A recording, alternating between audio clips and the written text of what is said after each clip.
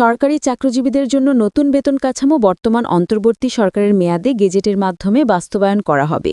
এজন্য তহবিল বরাদ্দ দেয়া হবে চলতি অর্থবছরের সংশোধিত বাজেটে। মঙ্গলবার অর্থ উপদেষ্টা ড সালেহুদ্দিন আহমেদ এসব কথা বলেছেন। তিনি বলেন, এই সরকারের মেয়াদেই নতুন পে স্কেলের বাস্তবায়ন করা হবে।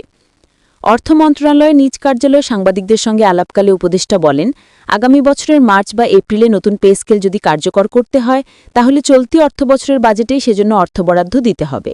বাজেট সংশোধন শুরু হবে ডিসেম্বরে, সেটায় নতুন পে স্কেল কার্যকর করার বিধান যুক্ত করা হবে।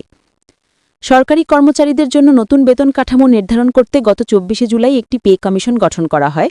কমিশনের চেয়ারম্যান সাবেক অর্থসচিব জাকির আহমেদ খান সম্প্রতি বলেছেন, ডিসেম্বরের মধ্যেই তারা সরকারের কাছে নিজেদের সুপারিশগুলো জমা দেবেন।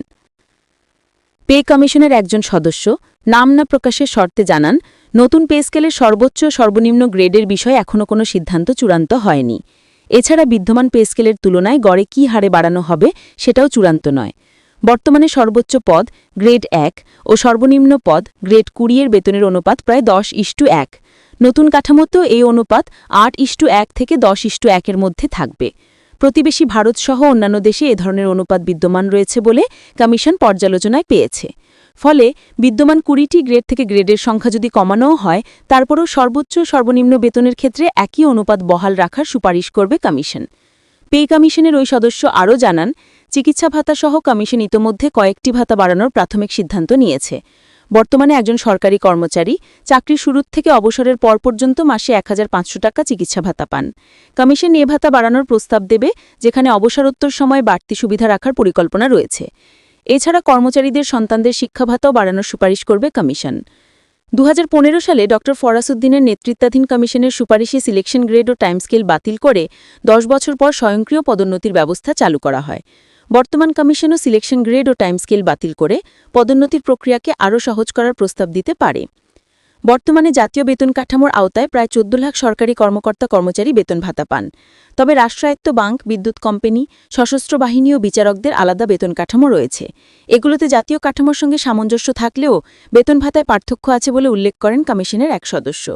তিনি বলেন, এসব খাত আলাদা কাঠামোতেই থাকবে, তবে কমিশন এগুলোকে জাতীয় কাঠামোর সঙ্গে আরও ঘনিষ্ঠভাবে সামঞ্জস্যপূর্ণ করার সুপারিশ করবে। কমিশন মনে করছে, সরকারি কর্মচারীদের নতুন বেতন কাঠামো বেসরকারি খাতের উপর চাপ সৃষ্টি করতে পারে, কারণ বর্তমানে বিনিয়োগের পরিস্থিতি দুর্বল। এজন্য আগামী অক্টোবর মাসে ব্যবসায়িক চেম্বার ও সংগঠনগুলোর সঙ্গে মতবিনিময়ের মাধ্যমে কমিশন মতামত নেবে। সরকার ইতোমধ্যে পোশাক শিল্পসহ ৪৫টি খাতে শ্রমিকদের ন্যূনতম মজুরি কাঠামো নির্ধারণ করেছে। কমিশন সুপারিশ করবে, এসব খাতের মজুরি জাতীয় বেতন কাঠামোর বৃদ্ধির সঙ্গে সামঞ্জস্যপূর্ণভাবে সমন্বয় করার। এছাড়া পে কমিশন সিদ্ধান্ত নিয়েছে, গবেষণায় সম্পৃক্ত বিশ্ববিদ্যালয়ের শিক্ষক, চিকিৎসক, প্রকৌশলী, বিজ্ঞানী ও গবেষকদের জন্য নতুন বেতন কাঠামোতে বিশেষ ভাতার সুপারিশ করা হবে। প্রণোদনা হিসেবে দেওয়া এ ভাতা অন্য সামরিক বা বেসামরিক কর্মকর্তা-কর্মচারীদের জন্য প্রযোজ্য হবে না। ২০২৫-২৬ অর্থবছরে সরকারি কর্মচারীদের বেতন ও ভাতার জন্য ৮৪,৬৮৪ কোটি টাকা বরাদ্দ রাখা হয়েছে, যা আগের অর্থবছরের ৮২,৯৭৭ কোটির তুলনায় বেশি।